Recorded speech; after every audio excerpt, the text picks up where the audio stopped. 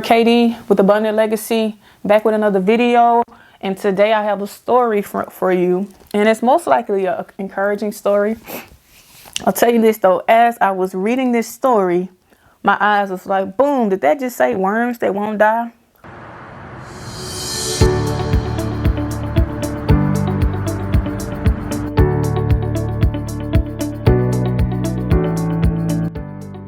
Pretty gross, right?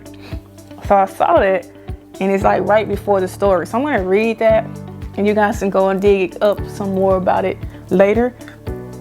Here's what that part says. It's the end of Isaiah. It says, "And surely my new heavens and earth will remain. So will you always be my people with a name that will never disappear, says the Lord. All humanity will come to worship me from week to week and from month to month.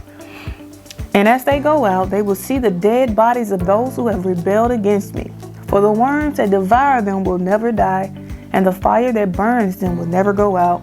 All who pass by will view them with utter horror." We could talk about that, but of course, the context of that is way out. That's like the end of a whole book, not a chapter, the whole book of Isaiah. He says all this. Go check it out. Anyway, so we're going to be talking about Jeremiah today. So people call him the weeping prophet or some other things they say about Jeremiah. One of the interesting things to me about Jeremiah is he has, well, we'll just start at the beginning. He has this image of being unequipped, right? And you'll see it's almost from the very beginning to the very end. But even with that, God uses him and shows him, tells his people and shows us some images of how things can be not so perfect, but be okay. Okay. And that's basically the mindset we're going to take into reading this first part. So it gives us some history in verses 1 through 3. We're going to skip over that. You guys can read that later. I'm going to start off in verse 5 of chapter 1. Verse 4. "The Lord gave me this message. I knew you before I formed you. Before you were formed you in your mother's womb. Before you were born, I set you apart and appointed you as my prophet to the nations. O sovereign Lord," I said, "I can't speak for you. I'm too young." The Lord replied, "Don't say I'm too young, for you must go wherever I send you and say whatever I tell you, and don't be afraid of the people, for I will be with you and will protect you. I, the Lord, have spoken." Then the Lord reached out and touched my mouth and said, "Look, I have put my words in your mouth.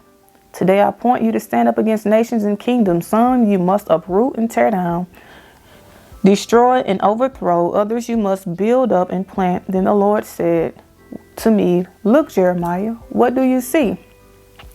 And the Lord said, and I replied, "I see a branch from an almond tree."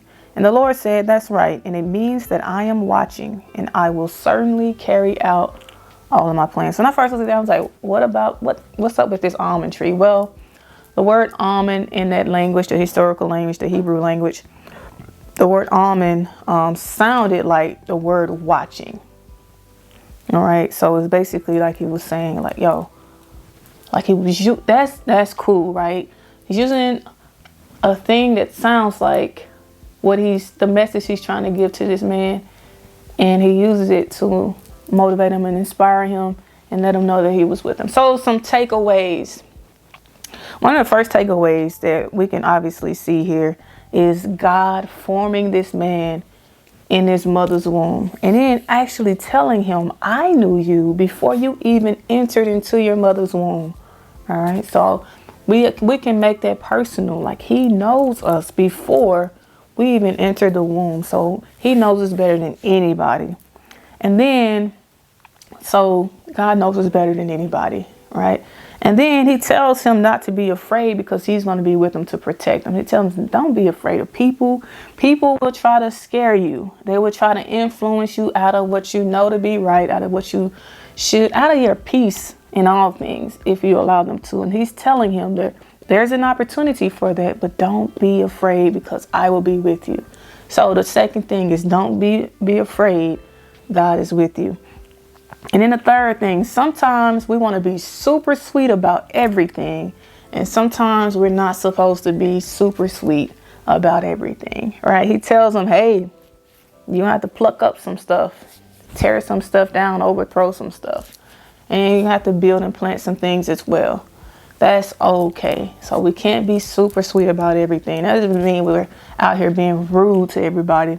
What it does mean is we have to be firm in some situations, firm on our stance, firm, especially now. People are going at Christians like, I don't know, they've probably been going at Christians in other locations, but in America, we see it as more and more apparent. And so if that's the case, I'm not telling you to like overthrow that person, but you must be firm. He's really telling him here, like, hey, don't be afraid of them. Like, you still do what you're called to do. And in doing what you're called to do, you may be throwing away their mentality or attitude towards something. And you may have to build a better attitude for them. How do we do that? Sometimes through resistance. Sometimes it's sheer out, like, it ain't gonna happen, boss. Anyway, so again, God knows us better than anybody knows us. Don't be afraid because he is with us. And sometimes we can't be as sweet as we think we should be. Being a Christian doesn't mean you have to be super sweet to every single thing. Does mean be strong in the Lord and the power of his might and hold to his principles. It's been your girl KD with Abundant Legacy. Hopefully you learned something from Jeremiah's story, or at least the beginning. His story is very interesting. Live abundantly, be encouraged, and go and encourage somebody else. Don't forget to fight for your legacy. Legacy, legacy, legacy, legacy. Catch you guys in the next video.